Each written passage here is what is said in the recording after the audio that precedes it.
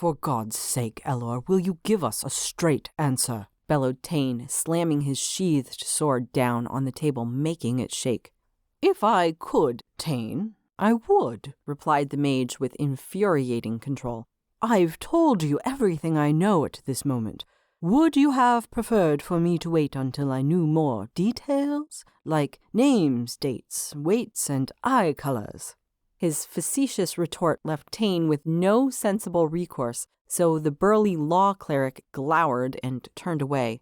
"It is a bit much to swallow, Elor," said Aaron, trying to sound placatory. "A war amongst the gods. I appreciate it's not what you'd want to hear. I'm trying to keep you all informed.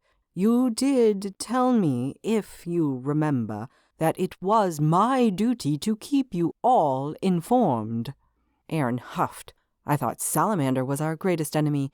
Isn't that what you were saying not 3 weeks ago? And now you expect us to drop all that and get involved in some kind of holy war when half of us don't even worship a god." "I don't expect you to do anything. I just said that there was something rising, and it looked as though it was going to be a divine war. I'm afraid I can't help the timing." "Oh, very profound," snapped Tane with a look of contempt growing on his handsome face. "I'm not making it up," continued Elor, needled and defensive as those surrounding him started to mutter. "Gull has seen it also." At the mention of Gull's name, Tane grunted unkindly. "And there are reports of a terrible army massing on the Galavera plains."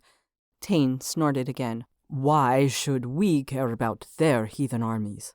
Which god do they claim to represent?"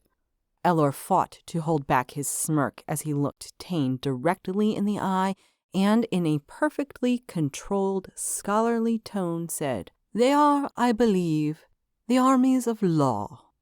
Scowling and burnt, Tane snatched up his sword and stomped away to the other side of the guild house.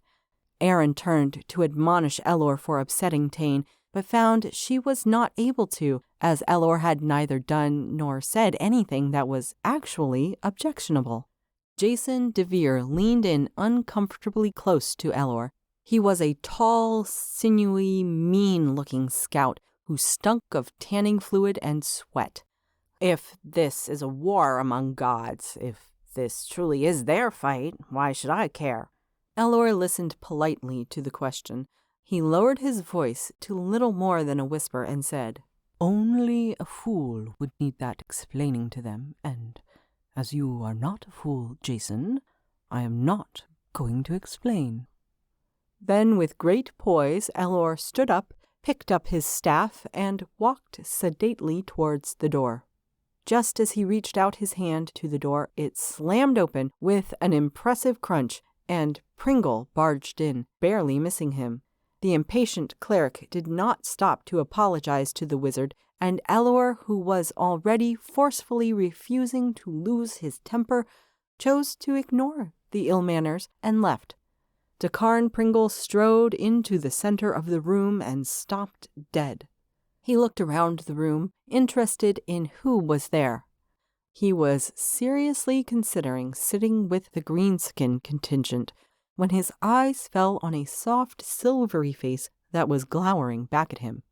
"Evening, sunshine," he said with an exuberant wink.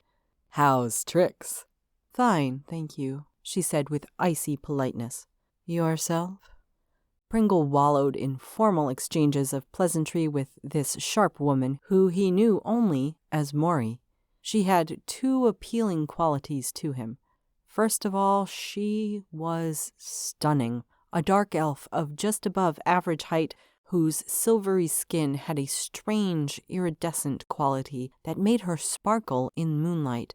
If that wasn't enough, there was the other very important thing.